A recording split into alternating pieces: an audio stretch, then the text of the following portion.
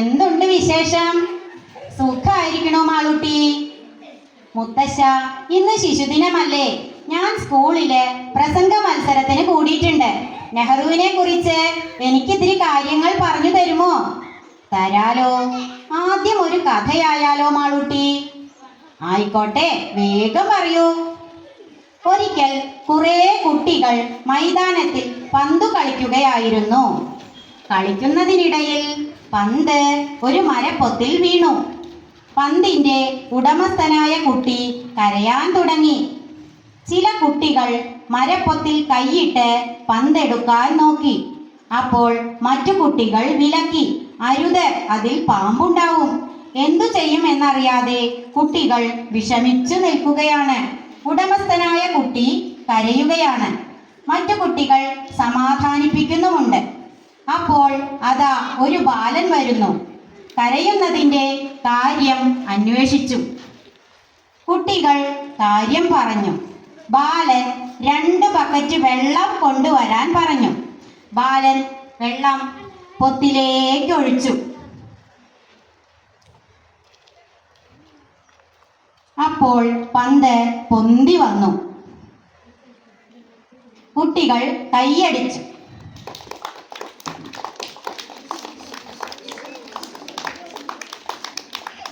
ബുദ്ധിമാനായ ആ ബാലൻ ആരാണെന്നറിയാമോ?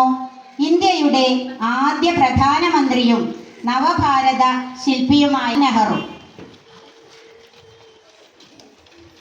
അദ്ദേഹം ജനിച്ചത് എവിടെയാണ്? അച്ഛനും അമ്മയും ആരെല്ലാമാണ്? 1889 നവംബർ 14 അലഹബാദിലാണ് നെഹ്റു ജനിച്ചത്.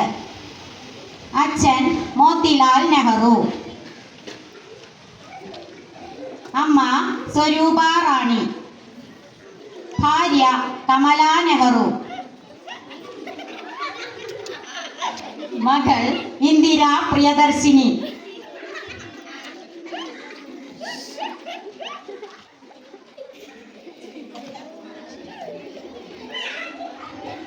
നെഹ്റുജി ജയിലിലൊക്കെ പോയിട്ടുണ്ട് എന്ന് കേട്ടു.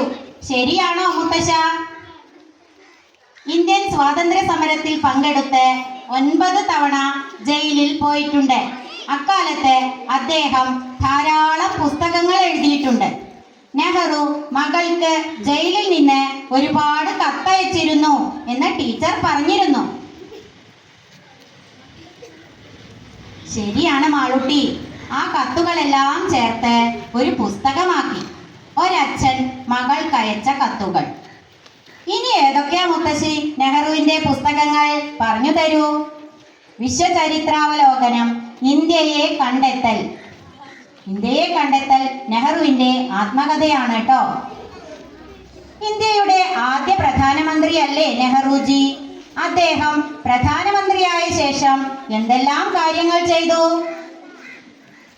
ഇന്ത്യയുടെ ആത്മാവ് കൃഷിയിടങ്ങളിലാണെന്ന് മനസ്സിലാക്കി കൃഷിക്ക് പ്രാധാന്യം നൽകി.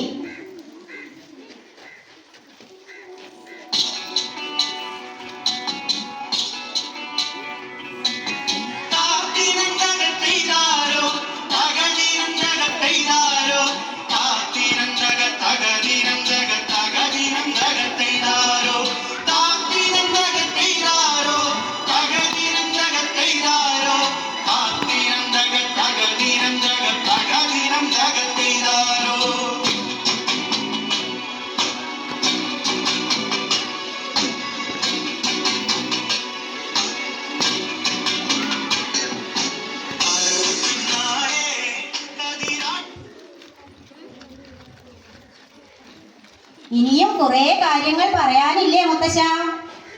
പഞ്ചശീല തത്വങ്ങൾ, ചേരിചേരാ നയം, ഇതൊക്കെ മാളൂട്ടിക്ക് വലിയ ക്ലാസ്സിലെത്തിയാൽ പഠിക്കാട്ടോ.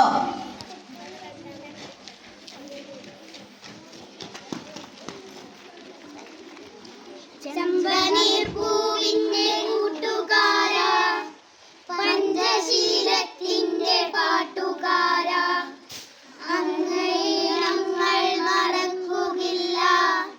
കുഞ്ഞുങ്ങൾ ഞങ്ങൾ മറക്കുകില്ല. ചെമ്പനീർ പൂ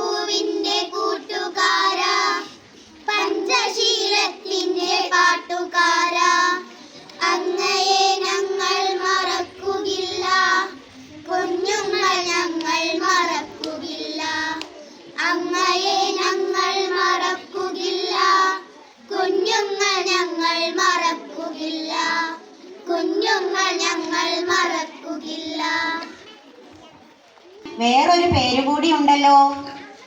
അതെ, കുട്ടികളുടെ പ്രിയപ്പെട്ട ചാച്ചാജി.